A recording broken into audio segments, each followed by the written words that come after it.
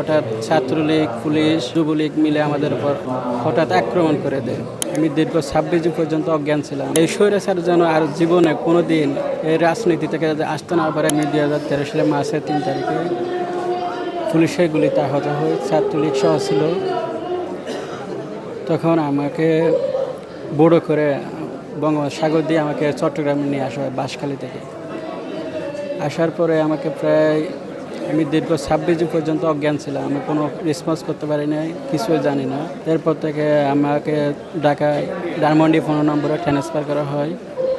Transfer করার পরে আমি এখানে প্রায় 7 দিন ছিলাম। একটা অপারেশন হওয়ার কথা ছিল, অপারেশনটা হয় নাই। ডাক্তার বলছে যে যদি অপারেশনটা হয় তাহলে হাত দুইটা অবশ্যই হয়ে যেতে পারে। তারপরে চিকিৎসা নিতেছি। ডাক্তারে আশা দিচ্ছে ভালো হবে, কিন্তু এই যে আমাদেরকে স্বৈরা শাসক শেখ হাসিনা যে আমাদের উপর এত অত্যাচার করলো, এটা আমি আপনাদের কাছে মানে সকল জনগণের কাছে, আইনজীবীদের কাছে, সবার কাছে একটা বিচার চাই, যেন তারা দৃষ্টান্তমূলক তাদের মাধ্যমে যেন একটা বিচার হয়, এটা চাই আমি তাদের কাছে। এবং দেখতেছি অনেক আজকে বাংলাদেশ জাতীয় জাদুঘরে এসে দেখলাম, অনেক ছবি দেখলাম, ভাইদের ছবি দেখলাম। অনেক ভাই আমাদের থেকে দূরে চলে গেছে। আজকে এই ছবিগুলো দেখে মনে হচ্ছে যে আমরা অনেক মায়ের কুল খালি হয়ে গেছে। কিন্তু মাগুলো যে কান্না করতে যে আমার ছেলে কই, আমার ছেলেকে এনে দাও, কিন্তু সেই মাকে তো এখন কোনো ছেলে এনে দিতে পারবে না কেউ।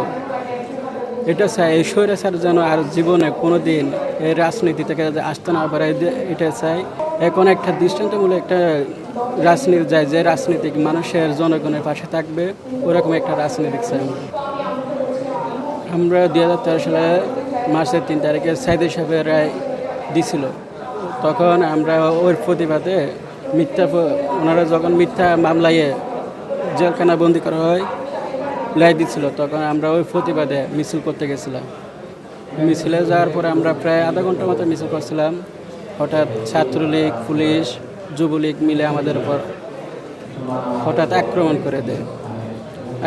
প্রায় আমরা 5 জন আহত ছিলাম।